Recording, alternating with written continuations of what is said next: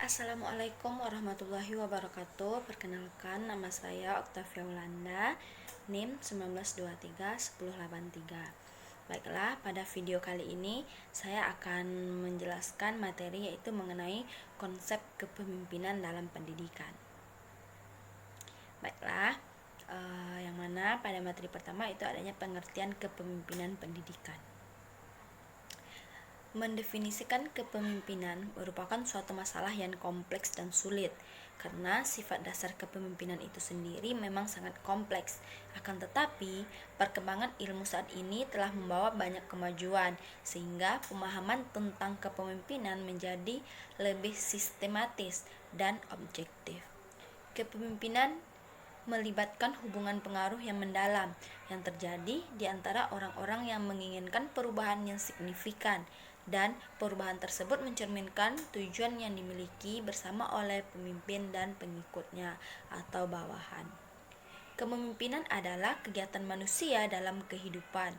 Secara etimologi, kepemimpinan dalam Kamus Besar Bahasa Indonesia berasal dari kata dasar pimpin, yang mana berarti awalan dan menjadi. Adapun beberapa pendapat para ahli mengenai definisi kepemimpinan antara lain, yang pertama yaitu menurut Soekarto Indra Fakhrudi, kepemimpinan adalah kemampuan dan kesiapan yang dimiliki oleh seseorang untuk dapat mempengaruhi, mendorong, mengajak, menuntun, menggerakkan, dan jika perlu memaksa orang lain agar ia menerima pengaruh itu, dan selanjutnya berbuat sesuai dengan yang dapat membantu pencapaian tujuan-tujuan tertentu. Yang kedua yaitu menurut Nanang Fatah, pemimpin adalah hakikatnya seorang yang mempunyai kemampuan untuk mempengaruhi perilaku orang lain dalam kerjaannya dengan menggunakan kekuasaan.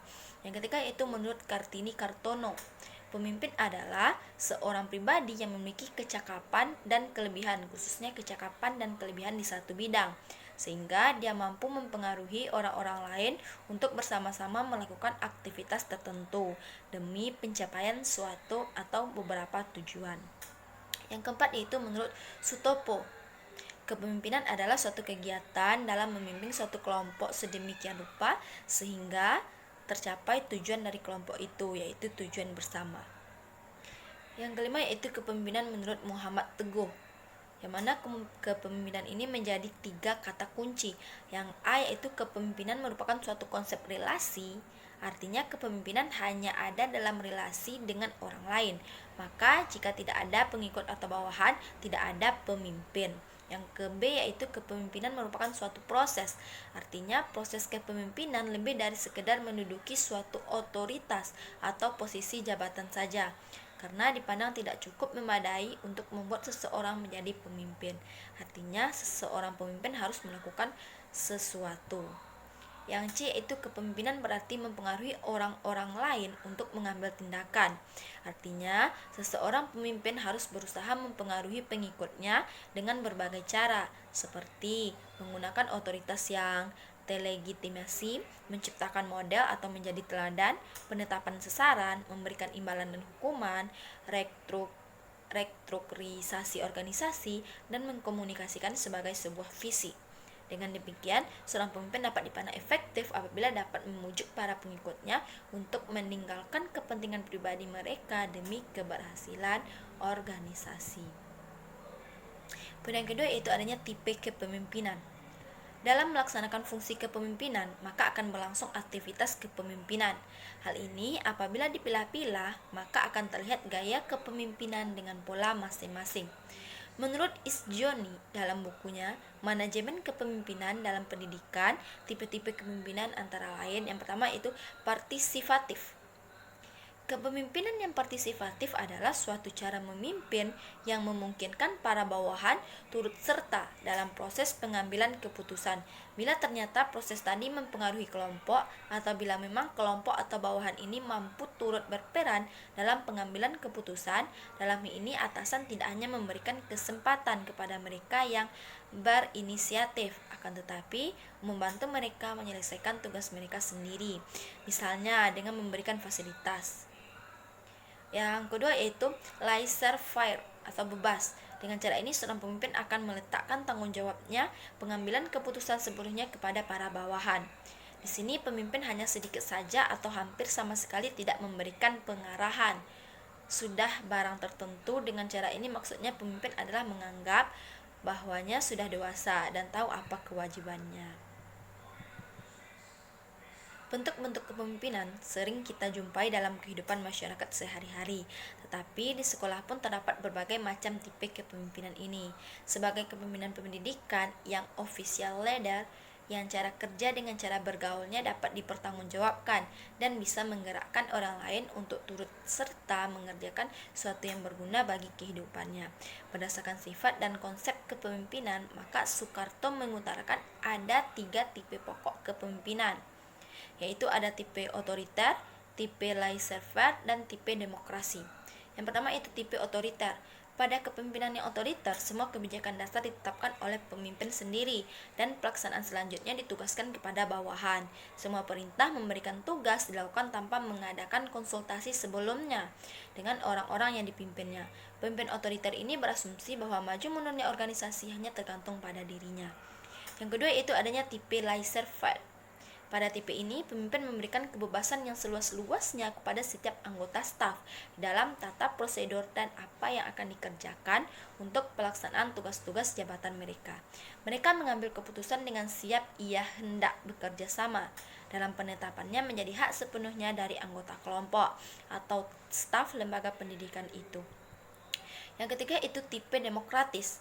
Dalam tipe kepemimpinan ini, seorang pemimpin selalu mengikut sertakan seluruh anggota kelompoknya dalam pengambilan keputusan. Kepala sekolah yang bersifat demikian akan selalu menghargai pendapat guru atau anggota yang ada di bawahnya dalam rangka membina sekolah tersebut.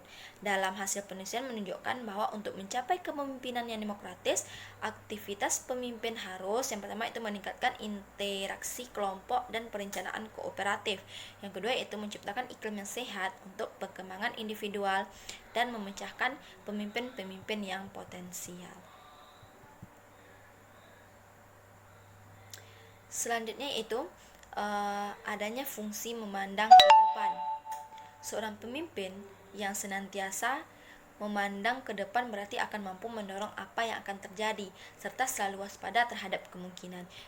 Yang kedua itu adanya fungsi pengembangan loyalitas, di mana pengembangan kesetiaan ini tidak saja di antara pengikut tetapi juga untuk para pemimpin tingkat rendah dan menengah dalam organisasi. Yang ketiga itu adanya fungsi pengawasan. Fungsi pengawasan merupakan pemimpin untuk senantiasa meneliti kemampuan pelaksanaan rencana. Dengan adanya pengawasan, maka hambatan-hambatan dapat segera dikemukakan untuk dipecahkan sehingga semua kegiatan kembali berlangsung. Yang selanjutnya itu fungsi pengambilan keputusan, yang merupakan fungsi kepemimpinan yang tidak mudah dilakukan. Selanjutnya itu fungsi memberikan motivasi. Seorang pemimpin perlu selalu bersikap penuh perhatian terhadap anak buahnya. Pemimpin harus dapat memberikan semangat, membesarkan hati, mempengaruhi anak buahnya agar rajin bekerja dan menunjukkan prestasi yang baik terhadap organisasi yang dipimpinnya. Materi selanjutnya itu tentang syarat dan ciri kepemimpinan pendidikan. Yang pertama itu adanya kekuasaan.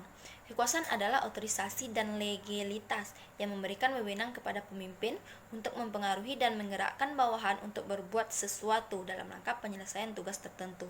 Yang kedua, kewibawaan. Kewibawaan merupakan keunggulan, kelebihan, keutamaan sehingga pemimpin mampu mengatur orang lain dan patuh kepadanya. Yang ketiga, kemampuan. Kemampuan adalah sumber daya kekuatan, kesanggupan, dan kecakapan secara teknis maupun sosial. Materi selanjutnya yaitu gaya kepemimpinan kepala sekolah. Dalam pengertian yang paling mendasar, kepemimpinan berarti berada di barisan paling depan, menggunakan badan, gerakan maupun keterampilan komunikasi dalam memberikan arahan kepada orang lain, jalan mana yang harus ditempuh. Selanjutnya itu dijelaskan bahwa kepemimpinan yang berhasil menurut Hicks and Gate yang mana yang pertama itu ada kemampuan untuk memusatkan perhatian, yang kedua penekanan pada nilai yang sederhana, yang ketiga itu selalu bergaul dengan orang lain, menghindari profesionalisme tiruan, mengolah perubahan, memilih orang, hindari mengerjakan semua sendiri, menghadapi kegagalan. Pemimpin yang baik ideal itu adalah pemimpin yang kombinasi dari sifat-sifat tersebut. Kepemimpinan sebagaimana dikatakan oleh Hadari Nawawi juga diartikan kemampuan menggerakkan, memberikan motivasi, dan mempengaruhi orang-orang agar tersedia melakukan tindakan-tindakan yang terarah pada pencapaian tujuan tertentu. Merujuk pada teori-teori tersebut, maka secara sederhana dapat disimpulkan bahwa pemimpin adalah kemampuan yang dimiliki oleh seseorang untuk mempengaruhi orang lain dalam rangka untuk mencapai tujuan organisasi. Tit menyatakan bahwa syarat kepemimpinan pendidikan yang pertama itu memiliki kesehatan jasmaniah dan rohaniah yang baik, berpegang teguh pada tujuan yang hendak dicapai, bersemangat, jujur, cakap dalam memberikan bimbingan, cepat serta bijaksana dalam mengambil keputusan, cerdas, cakap dalam hal mengajar dan menaruh kepercayaan kepada orang baik dan berusaha mencapainya. Adapun gaya atau tipe kepemimpinan yang pokok atau juga disebut dengan ekstrem, ada 3 tipe atau bentuk kepemimpinan. Yang pertama tadi adanya otoriter, kepemimpinan laissez-faire, dan kepemimpinan demokratis. Yang mana ketiga tersebut sudah saya jelaskan pada sebelumnya. Materi selanjutnya yaitu masih tentang gaya kepemimpinan. Gaya kepemimpinan adalah pola perilaku konsisten yang menerapkan dalam bekerja dengan melakukan orang lain. Seperti ini dipersepsikan orang-orang itu. Menurut Handari, kepemimpinan memiliki 3 pola dasar yang berpola mementingkan pelaksanaan tugas secara efektif dan efisien, mementingkan pelaksanaan hubungan kerjasama, dan mementingkan hasil yang dapat dicapai. Teori ini masukkan 4 tipe atau gaya pokok perilaku. Yang pertama yaitu kepemimpinan direktif, kepemimpinan suportif, kepemimpinan partisipatif, dan kepemimpinan orientasi presentasi. Secara ringkas, keempat gaya tersebut dapat diuraikan sebagai yang pertama itu gaya kepemimpinan otoraktis eksplosif, yang mana manajemen pengambilan semua keputusan yang berkaitan dengan pekerjaan, memerintahkan dan membiasakan mengeksploitas bawahan untuk melaksanakannya. Yang kedua itu gaya otoraktis penuh kebijakan. Yang ketiga gaya partisipatif. Yang keempat itu gaya demokratik. Mungkin sekian materi yang dapat saya sampaikan. Saya sudahi dengan membaca. Assalamualaikum warahmatullahi wabarakatuh.